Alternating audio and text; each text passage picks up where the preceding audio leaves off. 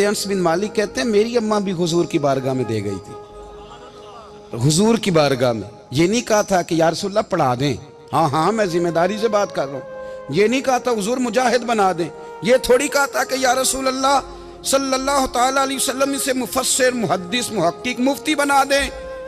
حضرت انس کی اماں کہہ گئی تھی سونیا جب تک یہ رہے گا نا آپ کی نوکری کرے گا، یہ گھر کے کام کاج کرے گا، ڈیوٹی کرے گا، حضور یہ آپ کی نوکری کرے گا۔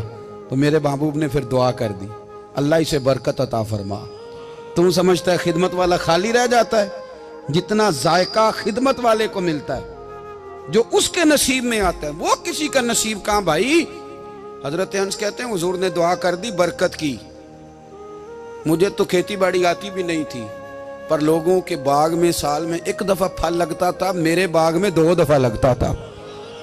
حضور نے دعا کر دی یا اللہ اسے اولاد دے۔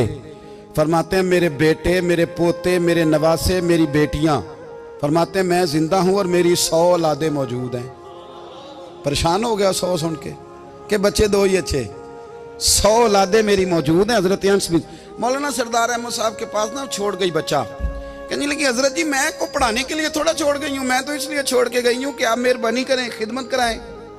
تو حضرت جی کہنے لگے کوئی ایسا کام ہی نہیں، خدمت والا کیا کراؤں؟ کہنے لگی پٹھے پوا لیا کرو جی۔ ان لڑ پیندے نے کہنے نے بچے کام کر دیں مدرسے دا، حالانکہ اب کہاں بچے کام کرتے ہیں، اب تو گزر گیا دور، اب تو بچے کام کراتے ہیں۔ اب بچے بھی ناراض ہو رہے ہیں، گھور گھور کے دیکھ رہے ہیں، صحیح پہ رہا ہوں آپ کو، بچے کام کراتے ہیں، بچے کہاں کام کرتے ہیں۔ کہنے لگی یہ چارہ ڈالے کرے گا آپ کی بھینسوں کو۔ تو حضرت نے اس کو کہا کہ بی بی چارہ میری بھینسوں کو ڈالنے کے لیے میں نے بندہ رکھا ہوا ہے، تو جا لے جا۔ کہنے لگی ہاتھ باندھ کے حضور مہربانی کریں رکھ لیں چارہ ڈالیں گے، اور پتر توجہ سے چارہ ڈالنا حضرت کی بھینسوں کو۔ رونے لگی، حضرت نے رکھ لیا، مہینے کا خرچہ بھی دیتے۔ شام کو نا وہ سارا دن کام کرتا، شام کو آ کے پیروں میں بھی بیٹھ جاتا، حضرت جی لائیں تیل تھوڑا سا پیر نہ دبا دوں۔ 8 سال ساتھ والے پڑھتے رہے، یہ بیچارہ نوکری کرتا رہا، میرا روپ بھی نہیں تے میرا رنگ بھی نہیں، اور مینو یار منان دا ٹنگ بھی نہیں۔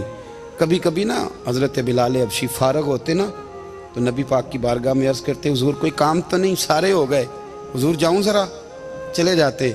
ایک دن سلمان فارسی کہنے لگے یا رسول اللہ یہ بلال کہاں جاتا ہے؟ فرمایا جا دیکھ کے تو آ۔ حضرت سلمان واپس آئے تو آ کے رونے لگے، کہنے لگے سونیا جب یہاں سے جاتا ہے نا تو جا کے سیدہ فاطمہ کی چکی پیسنی شروع کر دیتا، بی بی صاحبہ کے کام کرنے لگتا ہے، گھر میں جا کے اسنین کی ڈیوٹی کرتا ہے، وہاں بھی کام یہاں بھی کام۔ وہ چارہ ڈالتا رہا، اس نے چارہ ڈالا، حضرت محدث اعظم کی بھینسوں کو دستار فضیلت کا وقت آ گیا، سارے پگڑیاں سجا کے آ گئے، آج دستار ہوگی۔ یہ نہ پیچھے ہو کے بیٹھ گیا، چونکہ پڑھا ہی نہیں تھا تو دستار کاہے کی، دستار تو اس کی جو پڑھے گا، ہم نے تو پڑھا ہی نہیں، ہم نے تو یار پڑھا، گھر پڑھا، ڈیوٹی کری۔